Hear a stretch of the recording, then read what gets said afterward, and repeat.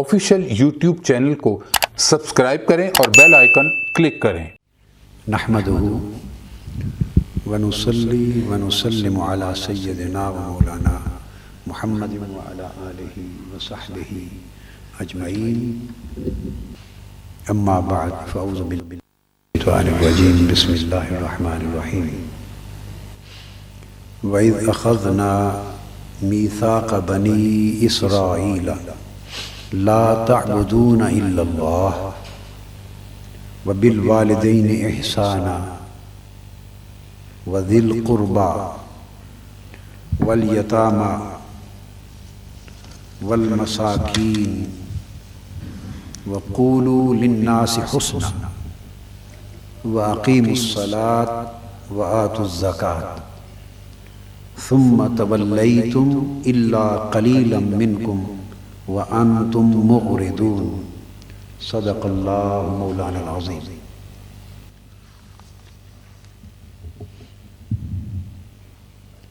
معزز خواتین و حضرات، اللہ جل مجدہ کی کہ شکر بجا لانے کے بعد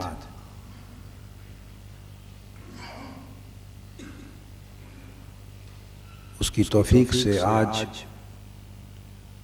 جو سورہ بقرہ کی ایک آیت میں نے تلاوت کی ہے وہ آیت نمبر 83 ہے، 83۔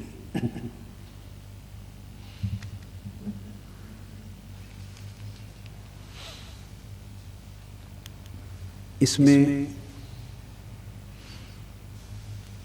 ایک ایسے میثاق کا یعنی معاہدے کا ذکر ہے، وعدہ کا ذکر ہے، وعدے کا جو اللہ تبارک و تعالیٰ نے بنی اسرائیل سے لیا، ایک عہد لیا، گویا ان کا عہد نامہ ہے جس کو قرآن مجید نے میثاق بنی اسرائیل کے نام سے بیان فرمایا ہے، اور یہ عہد نامہ در حقیقت اللہ رب العزت کے 10 احکامات پر مشتمل ہے۔ یہ 10 احکامات ایسے ہیں کہ انہیں اگر ٹوٹیلٹی میں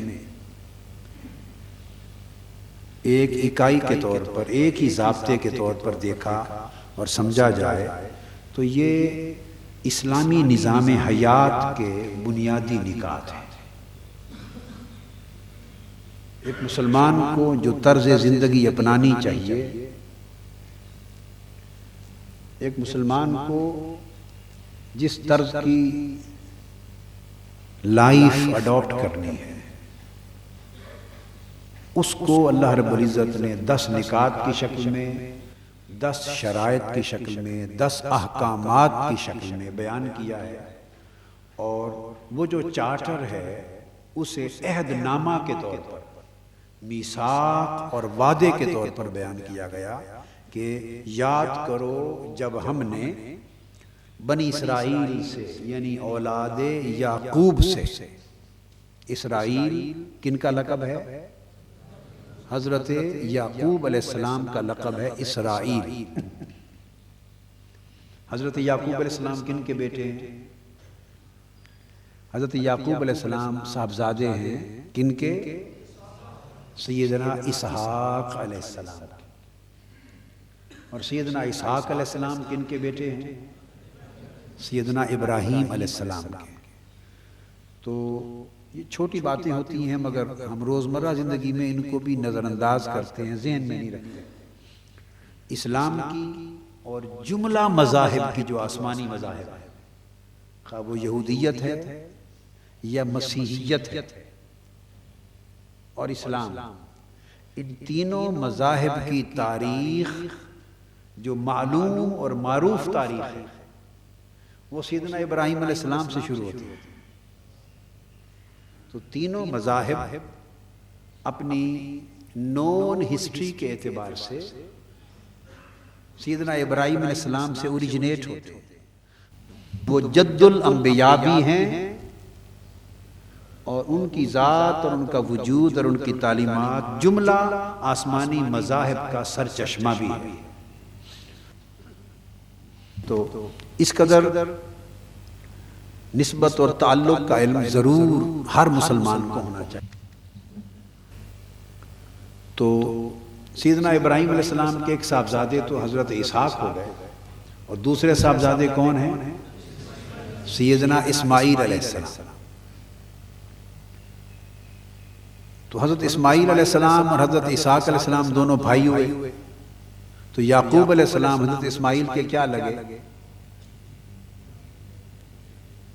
بھتیجے لگے. بھائی چپ کر گئے آپ، گھبرا کیوں گئے بتانے میں؟ سادہ سادہ تو بات ہے. تو یعقوب علیہ السلام سیدنا اسماعیل علیہ السلام کے کیا ہوئے؟ بدسگے بھتیجے ہوئے. ٹھیک ہے. تو یہ جو اسرائیل ہے یہ لقب ہے حضرت یعقوب علیہ السلام کا. تو گویا بنی اسرائیل حضرت اسماعیل علیہ السلام کے بھتیجے کی اولاد ہے. حضرت اسماعیل علیہ السلام کے بھتیجے کی اولاد ہے، جو نسل ان سے ہوئی وہ بنی اسرائیل ہے. اسی سے پھر آگے چل کے سیدنا موسیٰ علیہ السلام آئے اور یہودیت کا مذہب وجود میں آیا. پھر یہی خانوادہ جو یہودیت کا تھا، اسی خانوادے میں سے سیدنا عیسیٰ علیہ السلام آئے. ہرچند کہ ان کے والد گرامی تو نہیں تھے، مگر ان کی والدہ اور نانا وہ نسب تو تھا. تو یہ جو خانوادہ حضرت عیسیٰ علیہ السلام کا، یہ بیک گراؤنڈ کے اعتبار سے بنی اسرائیل میں سے، یعنی وہ جو مذہب اس وقت یہودی کہلاتا تھا، اس یہودی مذہب سے ان کا تسلسل ہے. اب آپ سمجھ گئے بات. پھر سیدنا عیسیٰ علیہ السلام آ گئے تو پھر ان کے نام سے آگے مسیحیت اور عیسائیت، نصارہ اور یہود. پھر یہ نصارہ وجود میں آ گئے. نصارہ اس لیے کہتے ہیں، نصارہ نصرانی کی جمع ہے، مدد کرنے والے. تو آپ نے پوچھا تھا من انصاری اللہ. ایک وقت آیا جب مشکل کا، دشمنان نے، وہ جو یہودی لوگ تھے جنہوں نے حملہ کیا اور آپ کو شہید کرنا چاہتے تھے، مگر اللہ تبارک و تعالی نے آپ کو زندہ آسمان پر اٹھا لیا. اس وقت آپ نے پوچھا کون ہے اللہ کی طرف اور اللہ کے لیے میری مدد کرنے والا؟ تو جو ان کے حواری تھے، مددگار، انہوں نے کہا نحن انصار، ہم آپ کی مدد کرنے والے. تو اس سے لفظ نصارہ نکلا، یعنی عیسیٰ علیہ السلام کے مددگار، ان کے صحابہ. تو یہ چند ٹرمز ہیں. تو میں عرض کر رہا تھا اولاد یعقوب اس کو بنی اسرائیل کہتے ہیں. اور سیدنا اسماعیل علیہ السلام کی اولاد میں سے صرف ایک پیغمبر آیا، اور کوئی پیغمبر آپ کی اولاد اور نسل سے نہیں ہوا. ایک ہی پیغمبر، اور وہ کون؟ حضور نبی اکرم صلی اللہ تعالی علیہ وسلم. باقی بیشتر انبیاء علیہ السلام جتنے بھی آئے وہ بنی اسرائیل سے، سیدنا یعقوب اور سیدنا اسحاق علیہ السلام کی اولاد سے آئے. جیسے آپ وزن کرتے ہیں نا، تو ایک پلڑے میں ایک رکھ دیتے ہیں اور ایک پلڑے میں سارے رکھ دیتے ہیں، تو پھر بھی ایک بھاری ہوتا ہے. تو یہ بنی اسحاق اور بنی اسماعیل کا یہ معاملہ ہو گیا. آقا علیہ السلام کے بنی اسماعیل میں سے آ جانے کی وجہ سے ایک ہی پلڑا ان سارے وزنوں پر بھاری. لہٰذا یاد رکھ لیں، بعض اوقات لوگ کہتے ہیں کہ آپ کا قرآن ہے، بعض احباب آپ کو کہتے ہیں کہ آپ کا قرآن ہے مگر تاریخ تو ساری ہماری لکھی ہوئی ہے. اس میں جتنا ذکر آتا ہے آپ کو یہود کا ملے گا، نصارہ کا ملے گا، بنی اسرائیل کا ملے گا. تو سارا ذکر بنی اسرائیل کا چلتا ہے. تو اس کی وجہ ذہن میں رکھ لیں، وہ اس لیے کہ حضور صلی اللہ علیہ وآلہ وسلم واحد پیغمبر ہیں جن کی ولادت اور بعثت بنی اسماعیل سے ہوئی، واحد. اور آپ سے پہلے بنی اسماعیل میں سے تو کوئی پیغمبر اور آیا ہی نہیں. اور آپ سے پہلے جتنے انبیاء علیہ السلام آئے اور ان کی امتیں ہوئی، اور جتنی کتابیں آئیں اور جتنی شریعتیں آئیں، آپ سے پہلے جو انبیاء آئے تو انہی کا تذکرہ ہونا تھا نا قرآن مجید میں.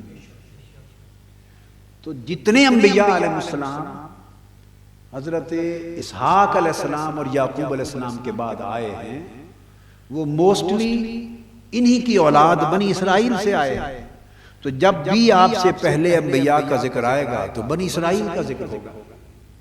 جب بھی آپ سے قبل انبیاء کا ذکر آئے گا، عیسیٰ علیہ السلام کا ذکر آئے گا تو نصارہ کا ذکر ہوگا، موسیٰ علیہ السلام کا ذکر آئے گا تو یہود کا ذکر ہوگا، اور اس سے بھی پہلے سلیمان علیہ السلام، داؤد علیہ السلام، اوپر تک چلے جائیں تو سیدنا یوسف علیہ السلام سے لے کر یوسف علیہ السلام پھر آگے حضرت یعقوب کے بیٹے، وہ حضرت اسحاق کے پوتے ہیں یوسف علیہ السلام. تو جتنے انبیاء کا تذکرہ آئے گا، ان کے واقعات آئیں گے، ان کے قصص آئیں گے، تو لا محالہ بنی اسرائیل ہی کا ذکر ہوگا، چونکہ تمام انبیاء آئے جو اس نسل سے. ہاں جب آپ اس سے اوپر چلے جاتے ہیں حضرت ابراہیم علیہ السلام کے ایک زمانے میں تو پھر اور انبیاء ہو جاتے ہیں، اور اوپر چلے جاتے ہیں سیدنا نوح علیہ السلام تک، سیدنا آدم علیہ السلام تک، تو پھر وہ سب کے لیے پھر کامن ہو جاتے ہیں. تو یہ ایک لنک ہے. اس طرح بنی اسماعیل اور بنی اسرائیل یہ دو آپس میں چچا زاد ہیں. کیا ہیں؟ آپ پنجابی میں پتریر کہتے ہیں، کیا کہتے ہیں؟ پتریر کہتے ہیں، چچا زاد کہتے ہیں، کزنز کہتے ہیں. تو بنی اسماعیل اور بنی اسرائیل آپس میں کیا ہیں؟ کزنز ہیں. یہ لنک ہے، تو قریبی لنک ہے نا، مگر فرق اتنا ہو گیا. اب تذکرہ جتنا بھی بنی اسرائیل کا آتا ہے اور انبیاء ما سبق، پہلے گزرے ہوئے انبیاء کا اور ان کی امتوں کا آتا ہے، اور اللہ تبارک و تعالیٰ کا ان کے ساتھ کیا ہوا معاملہ بیان ہوتا ہے، ان کے اللہ کے ساتھ کیے ہوئے وعدے بیان ہوتے ہیں، اللہ نے ان پر جو نعمتیں کی ان کا ذکر ہوتا ہے. وہ اللہ نے نعمتیں ان پر فرمائی، انہوں نے نافرمانیاں اگر کی اس پر عذاب ہوئے. یہ جو کچھ بیان کیا جاتا ہے پہلی تاریخ کا، یہ امت محمدی صلی اللہ علیہ وآلہ وسلم کے لیے درس، سبق اور نصیحت کے طور پہ بیان کیا جاتا ہے، تاکہ لوگ اس سے رہنمائی حاصل کریں. ان کے بیان کرنے کا مقصد ہی یہی ہے، ورنہ قرآن مجید کوئی محض ایک تاریخ کی کتاب تو ہے نہیں کہ صرف تاریخی واقعات کو بیان کرے کہ ایک بادشاہ تھا، ایک پیغمبر تھا، ان کے اتنے بچے تھے، یہ واقعہ ہوا، ہجرت کی، یہ ہو گیا، بادشاہ سے لڑائی ہوئی، مقابلہ ہوا، جادوگر آ گئے. کوئی تاریخی واقعات تو بیان کرنا قرآن کا مقصد نہیں.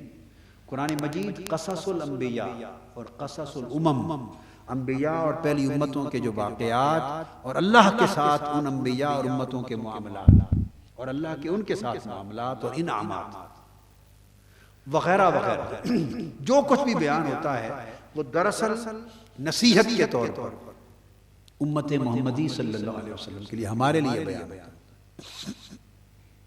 تو اللہ پاک اس کو مثالوں کی شکل میں جو بیت چکا ہے، جو ہو چکا ہے، اس کو ہمارے سامنے بیان فرماتا ہے. اور واقعہ کی شکل میں جو نصیحت ہوتی ہے وہ یاد بھی جلدی ہوتی ہے، سمجھ بھی جلدی آتی ہے، اور اس سے عبرت بھی جلد حاصل ہوتی ہے اگر کوئی عبرت حاصل کرنے والا ہو. اس لیے آپ کو یاد ہے بچپن میں چھوٹے بچوں کو مائیں اور پرانے بزرگ کہانیاں سناتے تھے. آج بھی اسکولوں میں چھوٹے چھوٹے بچوں کے لیے کہانیاں ہوتی ہیں. اس کی بیک گراؤنڈ یہ ہے، اور صوفیاء کرام نے، اولیاء کرام نے، خود مولانا روم نے مثنوی شریف میں حکایات کثرت سے بیان کی. اس کی بنیادی وزڈم یہ ہے کہ وہی بات جو ایک کہانی کی شکل میں، ایک واقعہ اور قصے کی شکل میں، بشرطے کہ ٹرو سٹوری پوری درست بیان، وہ بیان ہو جائے تو وہ یاد بھی، اس میں کچھ نہ کچھ حصہ ضرور یاد رہ جاتا ہے، نقش ہو جاتی ہے. اور اگر واقعہ کی تفصیلات یاد نہ بھی رہیں تو اس کی جو بیسک نصیحت کا پہلو ہے وہ ذہن میں محفوظ ہو جاتا ہے، زیادہ جلدی امپیکٹ ہوتا ہے اس کا، بنسبت واقعہ سے ہٹ کر یوں ہی اگر ہدایت ہی بیان کر دی جاتی ہے 10 نکات تو انسان بھول جائے.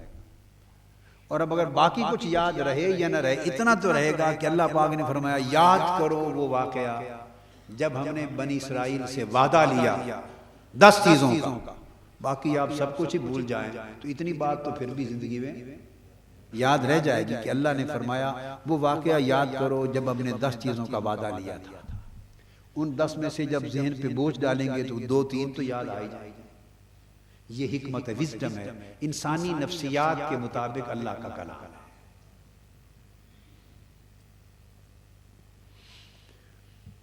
تو فرمایا کہ وہ جو 10 احکامات اللہ رب العزت نے جاری کیے اور ان کی شکل میں ایک چارٹر آف گائیڈنس، جس کو میں نے عرض کیا کہ یہ اسلامی نظام حیات ہے ہماری پرسنل لائف کے لیے، سوشل لائف کے لیے، گھروں کی زندگی کے لیے، باہمی رشتوں کے لیے، بیہیویئر کے لیے۔ ایک مسلمان کا بیہیویئر کیا ہونا چاہیے، ایک مورل کنڈکٹ کیا ہونا چاہیے انڈیویجولز کے ساتھ اور سوسائٹی کے ساتھ۔ تو یہ ایک چارٹر اللہ تعالیٰ نے بیان کیا ہے، وہ سمجھنے والی چیز ہے کہ یہی اسلام ہے۔ یہ کیا ہے؟ اب آپ دیکھیں کہ ایمفسائز کس چیز پر کیا گیا ہے، زور کس چیز پر ہے، یہ بات توجہ طلب اور یہ سمجھنے کی ضرورت ہے کہ اللہ پاک نے عہد تو ان سے لیا تھا اور گن گن کے 10 کے 10 احکامات سنائے اور پڑھائے، بولیے ہمیں جا رہے ہیں۔ مطلب بات کا یہ ہے کہ وہ احکام ہمارے لیے ہو گئے، وہ احکام، اب وہ بنی اسرائیل کی بات ختم ہوئی، اب وہ ہمیں حکم دیا جا رہا ہے کہ یہ 10 احکام آپ کی زندگی کے لیے۔ انہوں نے نافرمانی کی، منحرف ہوئے، سزا یافتہ، عذاب یافتہ، اور جنہوں نے ان پر عمل کیا وہ انعام یافتہ ہوئے۔ آپ بھی ان پر عمل کریں گے تو اللہ کا انعام پائیں گے، منحرف ہو جائیں گے تو سزا پائیں گے۔ جو کچھ بیان کیا جاتا ہے دراصل وہ ہمارے لیے حکم ہوتا ہے۔ امت مسلمہ کے لیے اللہ کے احکام جو اس امت کے لیے ہیں، ان کے بیان کرنے کے مختلف طریقے ہیں، ان میں سے ایک طریقہ یہ بھی ہے۔ تو فرمایا لا تعبدون الا اللہ، یہ 10 کمانڈز پر مشتمل جو چارٹر آف کمانڈز ہے، چارٹر آف کمانڈز ہے، اس کو کمانڈمنٹس بھی کہتے ہیں، وہ تورات کی زبان میں 10 کمانڈمنٹس کہتے ہیں۔ وہ جو وعدہ اللہ رب العزت نے لیا اس میں یہ تھا سب سے پہلے کہ اللہ کے سوا کسی اور کی عبادت نہ کرنا۔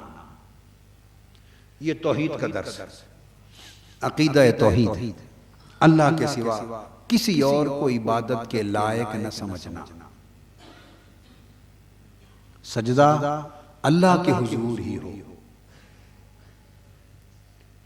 اور بندگی کے لائق بھی اللہ ہی کی ذات کو سمجھا جائے۔ یہ بیان دے کر اس کے فوری بعد اب جب یہ فرمایا لا تعبدون الا اللہ، اس میں پھر اللہ کا حکم آ گیا۔ جب اللہ کو عبادت کے لائق سمجھیں تو اللہ کے حکم کو اطاعت کے لائق سمجھیں۔ یاد رکھ لیں کبھی حکم توحید آ جاتا ہے کہ اللہ کے سوا کسی اور کی عبادت نہ کرنا، یہ جو کمیونیکیشن ہے اس میسج کا، یہ کس کے ذریعے لوگوں کو کہا گیا، یہ میسج کس کے ذریعے کمیونیکیٹ کیا گیا، بولیے اللہ کے پیغمبر کے ذریعے۔ تو حکم اٹسیلف جو کمانڈمنٹ ہے، اس کا جو سبجیکٹ میٹر ہے، اس کا جو مواد ہے، جو حکم ہے کہ اللہ کے سوا کسی اور کی عبادت نہ کرنا، یہ جو سبجیکٹ ہے یہ توحید ہے۔ یہ کیا ہے؟ توحید۔ اور وَإِذْ أَخَذْنَا مِيثَاقَ بَنِي إِسْرَائِيلَ، اور یاد کرو جب ہم نے بنی اسرائیل سے وعدہ لیا، وعدہ پرومس لیا، تھرو ہوم، کس کے ذریعے لیا؟ کیا بنی اسرائیل اور اللہ کی کمیونیکیشن ڈائریکٹ ہوئی؟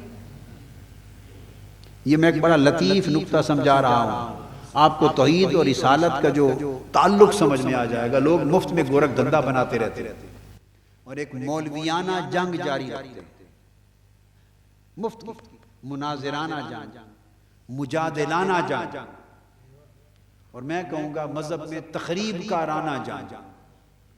مذہب میں جنگ، لڑائی جھگڑا تخریب کاری۔ اب اللہ نے جو فرمایا یاد کرو جب ہم نے اولاد یعقوب یعنی بنی اسرائیل سے وعدہ لیا۔ پہلے تو یہ کہ جن سے وعدہ لیا ان کا اپنا کوئی نام نہیں ہے، نہ کوئی اپنی پہچان ہے۔ ان کی پہچان یہ ہے کہ وہ اسرائیل کی نسل ہے، اسرائیل اللہ کے پیغمبر کا نام ہے، حضرت یعقوب علیہ السلام۔ یاد کرو جو ہم نے حضرت یعقوب کی اولاد سے وعدہ لیا، تو گویا ان کو پہچان بھی اپنے اس جد امجد کے نام سے کروائی جا رہی ہے جو اللہ کے پیغمبر ہے۔ تو سمجھانا مقصود ہے کہ تمہاری پہچان بھی کسی نہ کسی پیغمبر سے ہے۔ تو نسبت اور پہچان پیغمبر کے ساتھ تعلق سے، اور وعدہ جب ان سے لیا، عہد لیا، تو کیا ایسا ہوا کہ بنی اسرائیل کو اکٹھا کھڑا کر دیا اور پردے کے پیچھے اللہ تبارک و تعالیٰ آ گئے اور ڈائریکٹ بات چیت ہوئی؟ اللہ نے کہا اچھا وعدہ کرو، انہوں نے کہا وعدہ کرتے ہیں۔ اس نے کہا کہو کسی کی عبادت نہیں کریں گے، انہوں نے کہا کسی کی عبادت نہیں کریں گے، جیسے حلف لیا جاتا ہے اسمبلی میں۔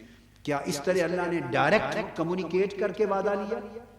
بولیے نا، نہیں، بالکل نہیں۔ وعدہ اخذنا، ہم نے لیا۔ یہ توحید اور رسالت کا تعلق سمجھا رہا۔ اور ہمارے بھی اللہ پاک نے جو خصوصی خیرات کی ہے، جو خیرات ہے، انعامات ہیں اس کے اور اس کی خیراتیں، ان میں خاص خیرات اور خاص الخیرات، خاص اور سب سے بڑی خیرات یہ بھی ہے کہ ہمیں ہر بات میں رسول کا حسن نظر آتا ہے، ہر پردے میں رسول کی جھلک نظر آتی ہے، اور ہمیں ہر چیز اسی سمت گائیڈ کرتی نظر آتی ہے۔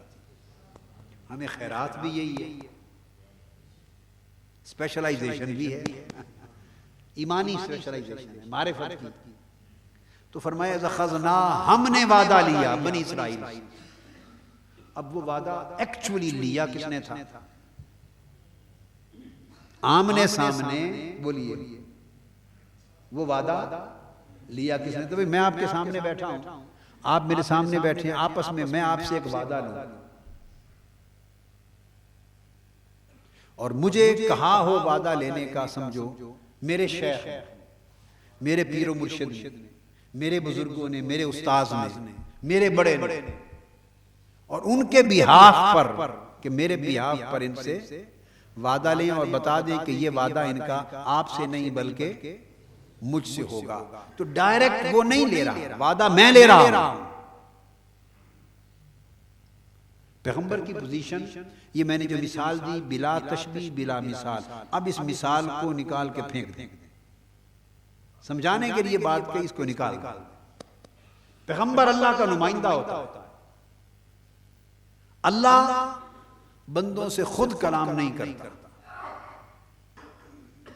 اگر وہ جس بندے سے کلام کرے گا وہی پیغمبر ہو جائے گا۔ اگر وہ سارے بندوں سے رب کلام کرنے لگ جائے تو کائنات ہستی کے سارے بندے پیغمبر ہو جائیں، چونکہ نبوت نام ہے اللہ سے ہم کلامی کا۔ آپ میری بات کو سمجھیں، اللہ جس سے ہم کلام ہوا وہ نبی ہو گیا، اللہ جس سے ہم کلام ہوا وہ نبی ہو گیا، یہ نبوت ہے۔ ما کان لبشر ان یکلمہ اللہ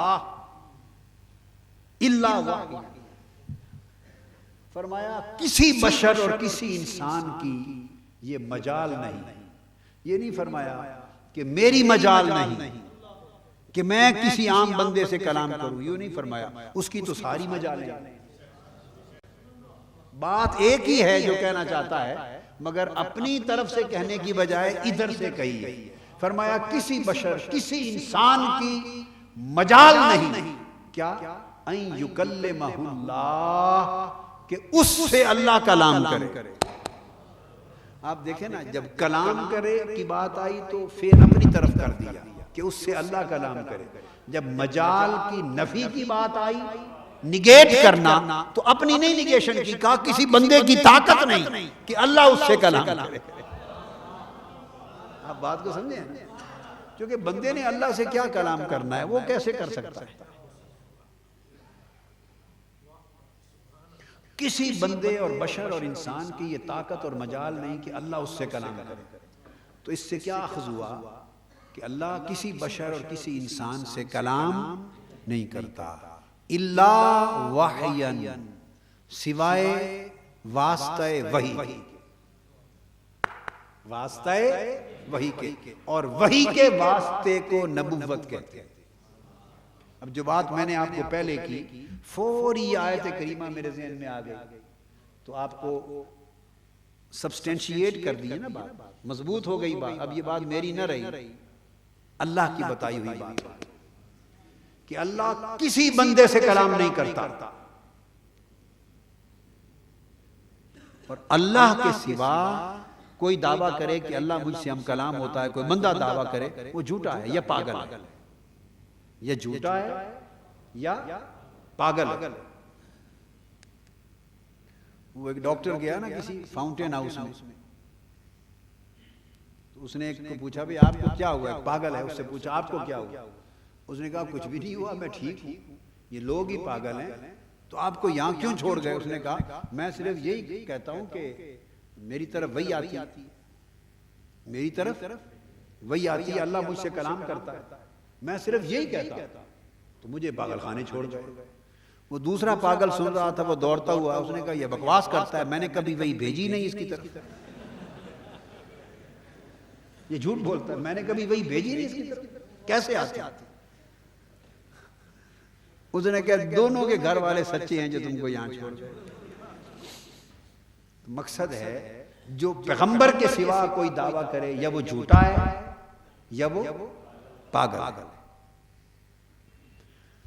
اب جو بات ہے وہ یہ کہ چونکہ اللہ کسی بندے سے کلام نہیں کرتا، اور بندہ کوئی اللہ سے کلام غیر نبی کر نہیں سکتا، لہذا کیا ہے، تو اس لیے اللہ جب بندے سے کلام، بندوں سے کلام کرنا چاہتا ہے تو ایک ایک سے تو کرنے سے رہا، وہ تو پوری امت کو اپنا پیغام دینا چاہے گا، بھئی یہ حلال ہے یہ کھایا کرو، یہ حرام ہے مت کھاؤ، یہ نیک کام ہے یہ برا کام ہے یہ کریں۔ ابھی آگے جو کمانڈمنٹس آئیں گے، تو جب اللہ پاک چاہتا ہے کہ میں اس طبقے، انسانی طبقے کو، ہیومن سوسائٹی کو، اس ملک کے لوگوں کو، باشندوں کو، اس امت کو، اس قوم کو اپنا پیغام، اپنی ہدایت، اپنی رہنمائی، اپنے احکام بھیجوں، تو پھر وہ کیا کرتا ہے، وہ ایک بندے کو منتخب کرتا ہے۔ کیا کرتا ہے؟ منتخب کرتا ہے، اور منتخب کر کے اسے اپنی محبوبیت کا، نبوت اور رسالت کا لباس پہنا کر اس کے سر پہ تاج رکھ دیتا ہے نبوت اور رسالت کا، اپنا محبوب بناتا ہے، اپنا پیغمبر بناتا ہے، اپنا نمائندہ بناتا ہے۔ وہ ہوتا بندوں میں سے ہے، مگر اب ان بندوں جیسا رہتا نہیں، کیونکہ اب اللہ نے ان کو چن لیا اور اپنی نبوت و رسالت کا تاج سر پہ رکھ دیا اور زیب تن کرا دیا لباس۔ اب اللہ پاک اپنا کلام اس بندے سے کرتا ہے، پیغمبر سے کرتا ہے، اپنا کلام اس پیغمبر سے کرتا ہے، اور پیغمبر سے کہتا ہے کہ اب تم میرے بہاف پر ان سے بات کرو۔ لہذا پیغمبر جو بات کرتا ہے بندوں سے وہ اللہ کی بات ہوتی ہے۔ اب پیغمبر کا سٹیٹس یہ ہو جاتا ہے کہ وہ جو کہتا ہے وہ خدا کہتا ہے، وہ کلام خدا ہوتا ہے۔ زبان پیغمبر کی ہوتی ہے، کلام اور فرمان خدا ہوتا ہے، اور جو عمل کرتا ہے وہ امر خدا ہوتا ہے۔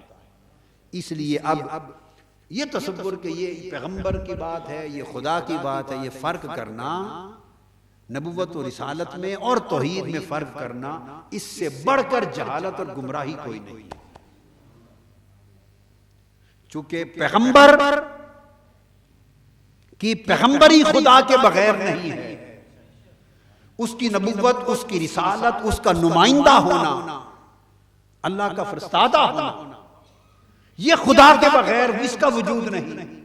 اور اگر پیغمبر کا واسطہ وسیلہ درمیان میں نہ ہو تو بندوں کے لیے خدا کا کلام اس کا وجود نہیں، کیونکہ خدا نے تو بندوں سے کلام ہی نہیں کرنا، اور بندے کی مجال نہیں ہے کہ خدا اس سے کلام کرے، تو رابطہ واسطہ منقطع ہو گیا نا۔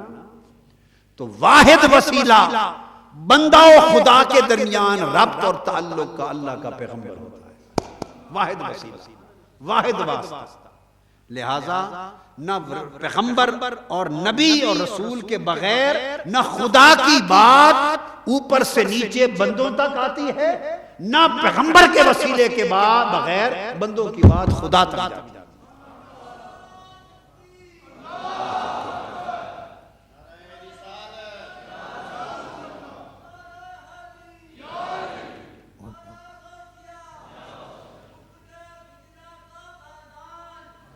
بس بس بس اچھا، تو اس لیے اللہ پاک نے فرمایا سورہ اخلاص کو پڑھے نا، سورہ اخلاص اس کو سورہ توحید بھی کہتے ہیں۔ میں اذ اخذنا کی تفسیر کر رہا ہوں، اور جب ہم نے میثاق ہم نے بنی اسرائیل سے وعدہ لیا، ہم نے اللہ نے وعدہ لیا، کس شکل میں؟ تو اللہ اور بندوں کا ڈائریکٹ کمیونیکیشن تو ہے ہی نہیں، تو ہم نے وعدہ لیا کس طرح؟ وعدہ تو اللہ کے بیاف پر کھڑا پیغمبر لے رہا، چاہیے تھا نہ کہا جاتا کہ جب ہمارے بیاف پر ہماری طرف سے پیغمبر نے وعدہ لیا، جب ہماری طرف سے پیغمبر نے بنی اسرائیل سے وعدہ لیا۔ واقعہ تو یوں ہے کہ نہیں، بات سمجھ آئی؟ واقعہ کہ ہماری طرف سے پیغمبر نے تم سے بنی اسرائیل سے وعدہ لیا، مگر اللہ پاک نے کیا کیا؟ پیغمبر نے لیا، اس کو بھی حذف کر دیا، ہماری طرف سے بھی حذف کر دیا۔ لیا وعدہ پیغمبر نے، اللہ نے ڈائریکٹلی اس کو اون کر لیا اور کہا جب ہم نے تم سے وعدہ لیا، تو پتا چلا کہ پیغمبر جو کرتا ہے دراصل وہ خدا کرتا ہے۔ پتہ یہ چلا اذ اخذنا، جو پیغمبر کرتا ہے وہ سمجھے پیغمبر نہیں، وہ خدا کرتا ہے۔ خدا کا طریقہ یہ ہے کہ وہ پیغمبر کے ذریعے آپریٹ کرتا ہے، پیغمبر کے ذریعے فنکشن کرتا ہے، پیغمبر کے ذریعے اپنا منشا ایکسرسائز کرتا ہے، پیغمبر کے ذریعے ایگزیکیوٹ کرتا ہے، پیغمبر کے ذریعے انفورس کرتا ہے، پیغمبر کے ذریعے بولتا ہے، پیغمبر کے ذریعے نوازتا ہے، پیغمبر کے ذریعے پکڑتا ہے۔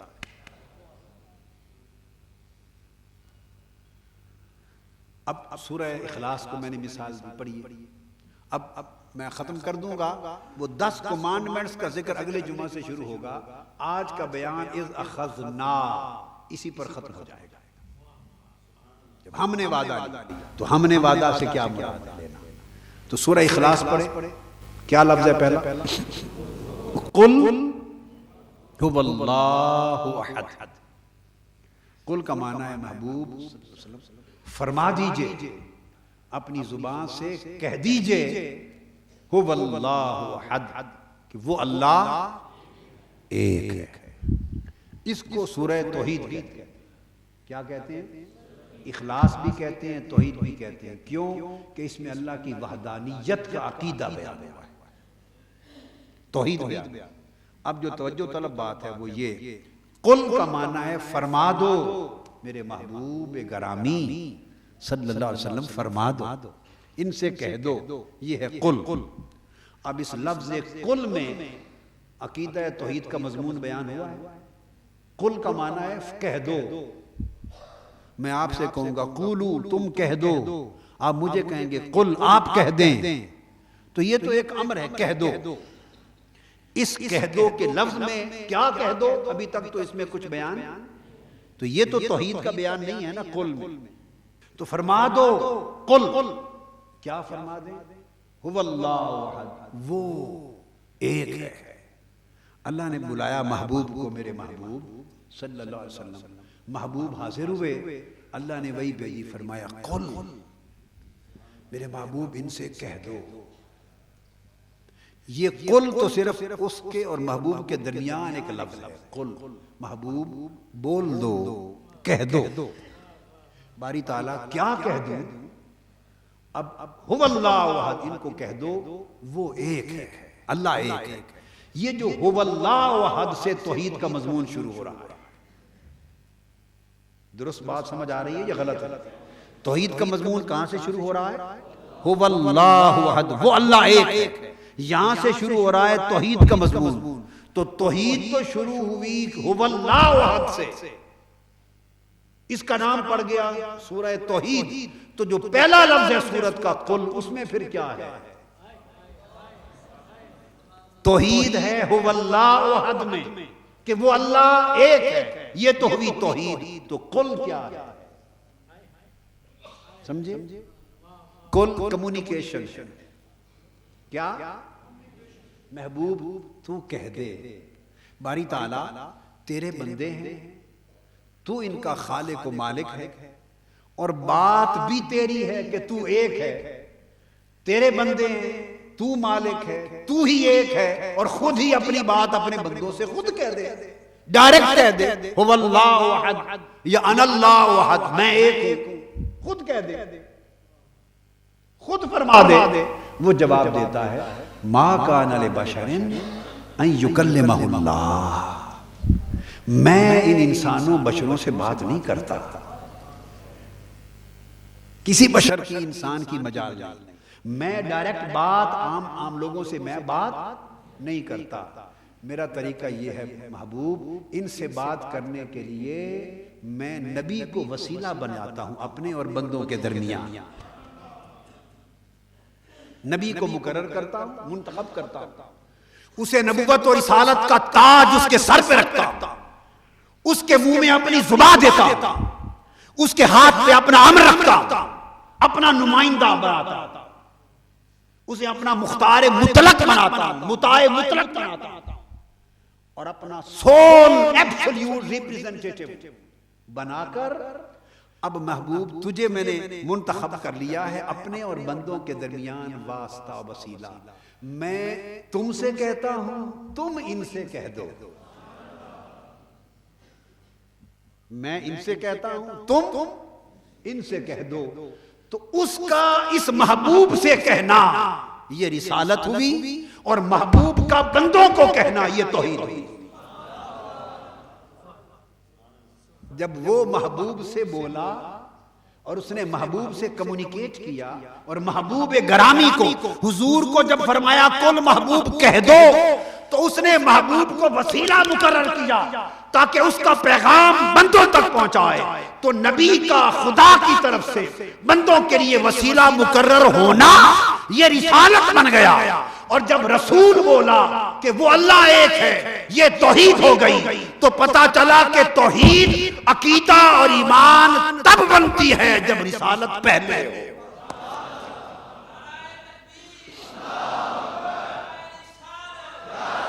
جب رسالت پہلے, تو قل پہلے ہوا, قل میں رسالت ہے, هو اللہ احد میں توحید ہے. تو توحید تھی وحدانیت. توحید کیا تھی؟ توحید شروع میں توحید نہ تھی, وحدانیت اس کا ایک ہونا تھا.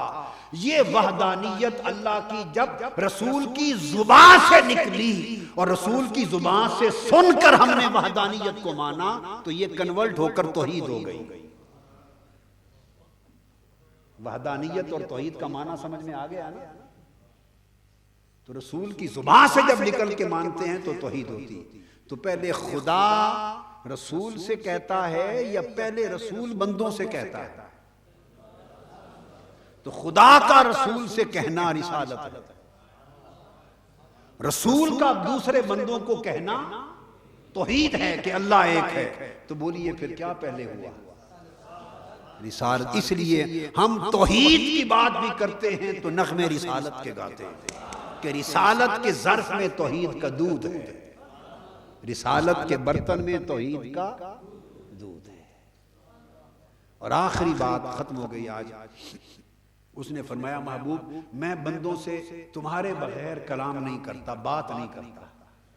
تو یہ جب وہ خدا ہے اور خدا ہو کر اپنے بندوں سے رسول کے واسطے کے بغیر بات نہیں کرتا، تو پھر یہ کیسے ممکن ہے کہ بندے بندے ہو کر رسول کے واسطے کے بغیر خدا تک اپنی بات پہنچانا چاہتا ہے؟ اور وہ سن لے اپنی بات تو پیغمبر کے رسول کے واسطے کے بغیر اپنے بندوں سے وہ کرتا نہیں، اور تم اگر رسول کے واسطے کو درمیان سے نکال کر خدا سے ڈائریکٹ بات کرنا چاہو تو وہ تمہاری سن لے گا؟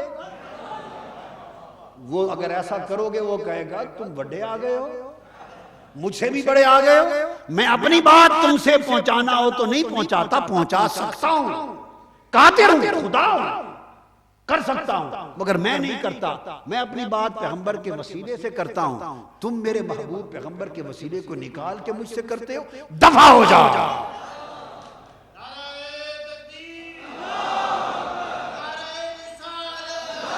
یہ ہے اذ اخذنا اور یہ ہے قل۔